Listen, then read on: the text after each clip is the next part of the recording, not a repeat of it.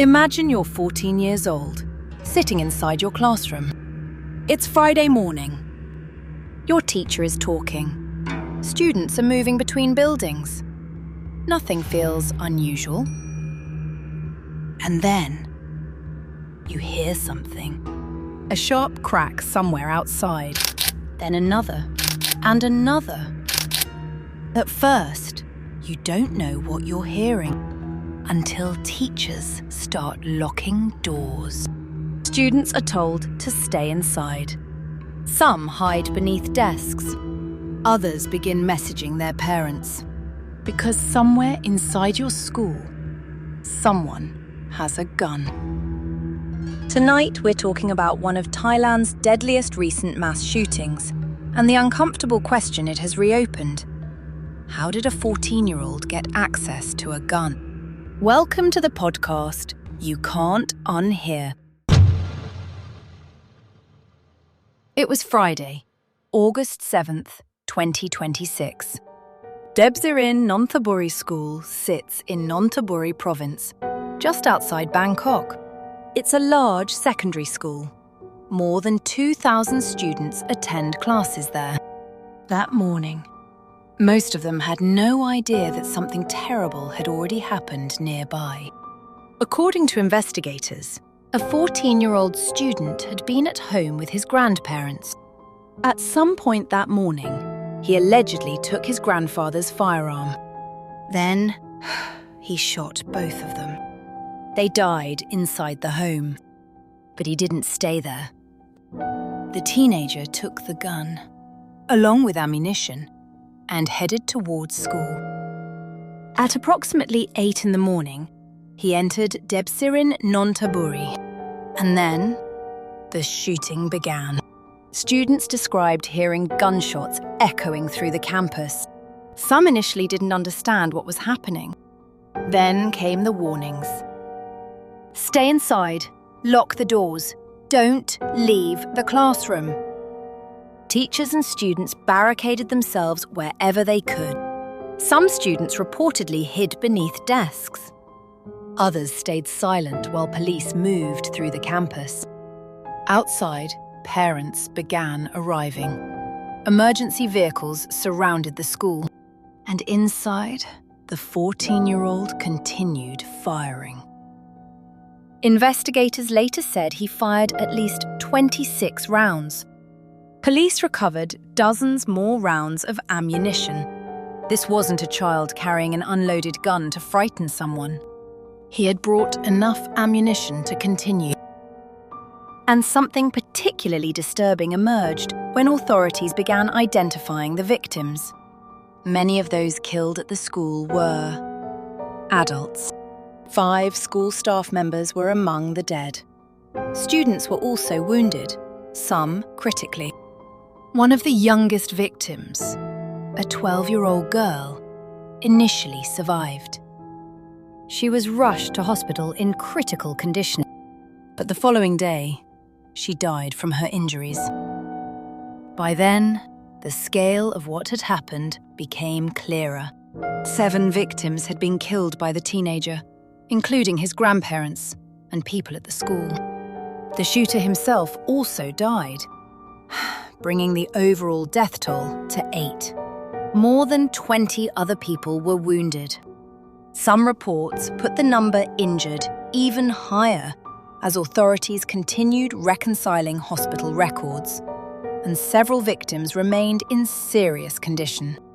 Eventually, police reached the gunman, but before they could take him into custody, authorities say the 14-year-old shot himself.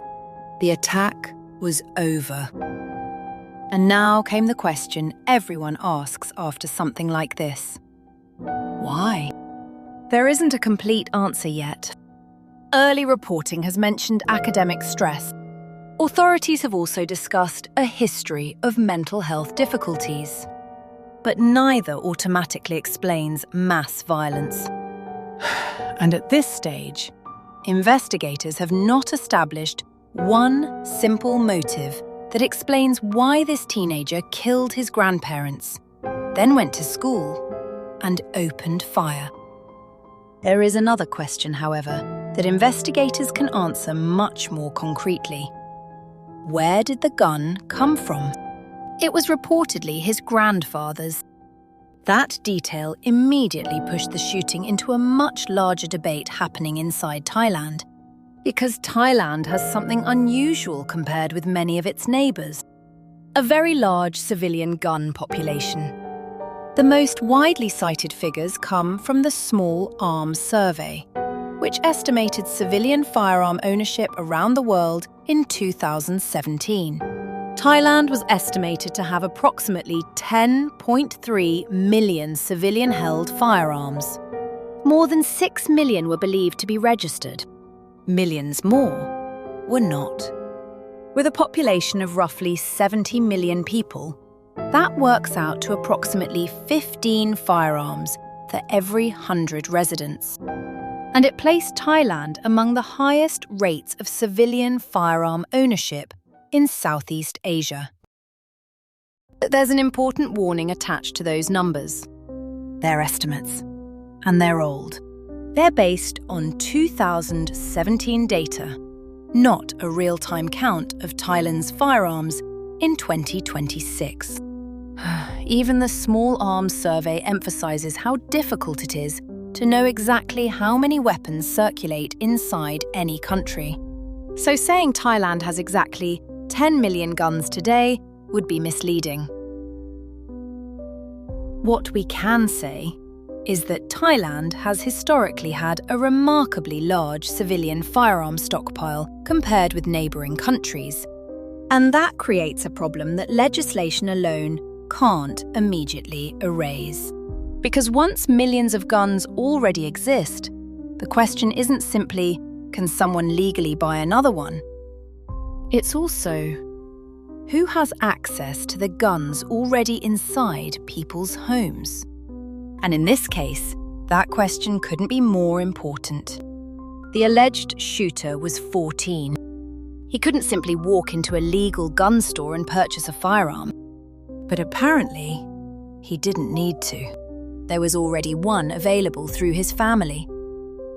That's why secure firearms storage becomes such an important part of the conversation. A gun can legally belong to an adult while still becoming accessible to someone who should never have been able to touch it. And Thailand has seen young attackers obtain firearms before. In October 2023, another 14-year-old opened fire inside Siam Paragon, one of Bangkok's most famous shopping malls. 2 people were killed. Several others were wounded. That teenager reportedly used a blank-firing handgun that had been modified to fire live ammunition. Police subsequently arrested people accused of supplying the weapon and ammunition. And again, Thailand promised changes. Authorities temporarily suspended some firearm permits. Officials discussed closing loopholes involving imitation and modified guns. There were crackdowns, there were promises, and there were debates. But Thailand had already experienced something far worse. In October 2022, a former police officer attacked a daycare centre in northeastern Thailand. He killed dozens of people, including young children. Before that, in 2020, a Thai soldier killed 29 people during a shooting rampage in Nakhon Ratchasima. Each attack was different. Different weapons, different circumstances, different motives. But each time, Thailand was forced to confront the same uncomfortable reality. There are a lot of firearms already circulating in the country, and controlling what happens to those weapons after they're legally or illegally acquired is extraordinarily difficult. After the Debsirin shooting, Prime Minister Anutin Charnvirakul once again promised stronger gun controls. But this time, the conversation isn't only about illegal gun dealers. It's about responsibility, storage, access, carrying firearms in public. And what happens when a weapon registered to one person ends up in someone else's hands? There is another conversation happening around this case: the pressure experienced by young people. Thai students can face extremely competitive academic environments, from entrance examinations to university placement. And investigators have reportedly been examining school-related stress in this teenager's life. But we need to be very careful here. Millions of teenagers experience academic pressure. Millions struggle emotionally. But they don't commit mass shootings. Mental health problems alone don't explain this attack either. So until investigators release substantially more information, we shouldn't turn one piece of this teenager's history into a convenient answer. Because sometimes there isn't one simple answer. There may be family problems, psychological factors, school experiences, access to weapons, personal grievances, or circumstances we haven't learned about yet. And perhaps the investigation will eventually tell us more. But right now, the clearest preventable factor isn't something happening inside his mind. It's what he was able to put in his hand. Think about the final hours of his grandparents' lives. Their grandson was 14. Somehow, he obtained the grandfather's firearm. 2 people died inside their own home, then that same weapon left the house. It entered a school filled with more than 2,000 students. Teachers who arrived that morning expecting to teach suddenly found themselves protecting children from gunfire. 5 school employees would never return home. A 12-year-old girl would die in hospital. More families would wait beside hospital beds, hoping their children survived. Thailand was once again promising that something would change.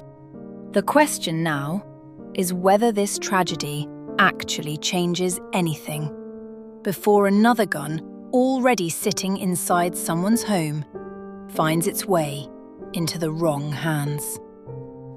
What do you think about this case? Is Thailand actually experiencing a gun crisis? The case is still developing, so don't forget to subscribe so you won't miss any updates. Until next time, stay curious, please be safe. And I'll see you on the next episode of the podcast, You Can't Unhear.